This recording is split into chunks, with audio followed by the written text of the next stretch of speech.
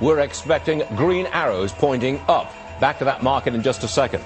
Now, there is plenty of optimism today. You've heard all about it. But the real estate picture, that's going the other way. According to top real estate consultant Steve Varney, now is the time to sell before prices go lower. Why? Because banks are preparing to unload a lot of repossessed properties. Real estate attorney Stephen Meister joins the company with more on that story. You share that view, I think, Stephen. I do. I think, Stuart, we had about 800,000 plus completed foreclosures in 08, a little more than 900,000 in 09, maybe a million, maybe a little more last year, 2010. But I think there's a good 6 million uncompleted foreclosures left, and I can quickly prove that to you, I think. So we're really only a third of the way through the actual process of completing the foreclosures. So the story is the banks and the foreclosure process are moving. Properties by the million, literally, dumped onto an already depressed market, pushing prices down some more. Exactly. And what's happened, and you and I have spoken about this for well over a year, is that the administration's programs like HAMP, Home Affordable Modification, they've stalled this market clearing process. And it's not that, I've said this in the past, that I want anything to go down. Of course I don't. I own a home. I don't want it to go down. But we would have been through this process, or much more along the way of being through, in the absence of those delays. Stephen, at the same time, you have government programs like HAMP that have not worked, but you also have the banks not wanting to dump 6 million homes on the market because they're trying to get some value for the 1 million homes every year, as you say, that are being dumped on the market. Maybe to a degree, Chris. I guess they don't want to flood the market, but you have to admit that with all the politicization of the foreclosure process and the robo-signing and the AGs, the attorneys generals coming after them, there's been this hesitance and stalling on the foreclosure process. Okay, now how much more down are prices going to go? Well, that's a very hard call, Stuart. I think a good 10% or another 10% or 15% more. We're about 30% nationwide off the peak, right? Okay. So if it went down a total of 37 to 40% off the peak, another 10% off of the 70 cents we are now at, that's not out of line with where commercial properties have gone.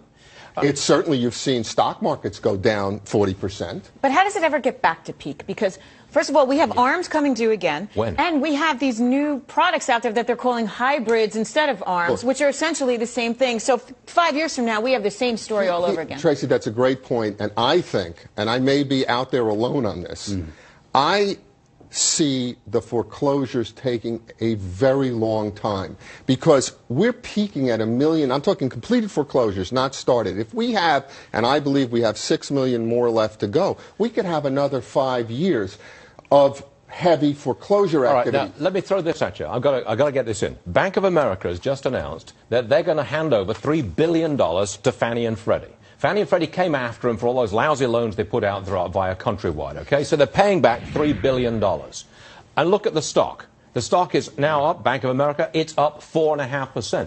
Isn't that a good sign? The market's taking that as a good sign? I think it is a good sign. I think they actually paid the money on December 31st. Correct. Okay. Yep. And I think, look, there are these...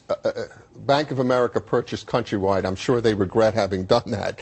And there are all these legacy Countrywide loans where there are claims that there was fraud in the process of making the loans. And so when the GSEs, Fannie and Freddie, bought those loans from Countrywide, they now have these massive claims against the Bank of America. I think the stock market, as it usually does, baked all that in advance.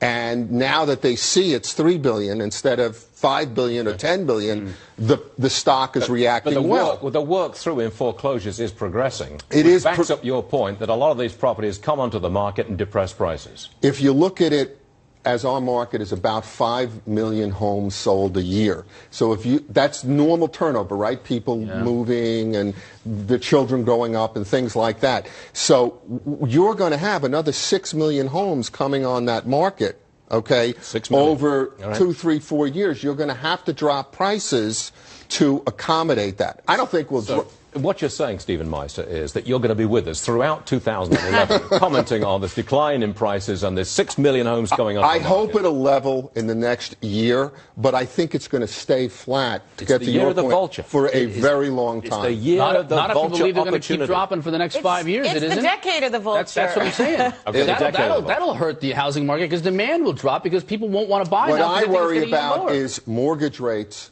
really climbing from the quantitative easing before we're through this process. Well, that's why the delay is... We're optimistic about everything except housing. Right. Stephen Meister, thank you very much indeed. Can we just put up the Dow Jones Industrial Average for 1 second? Let's show everybody we got a 95-point gain, first trading day of this new year. Stephen, thanks a lot.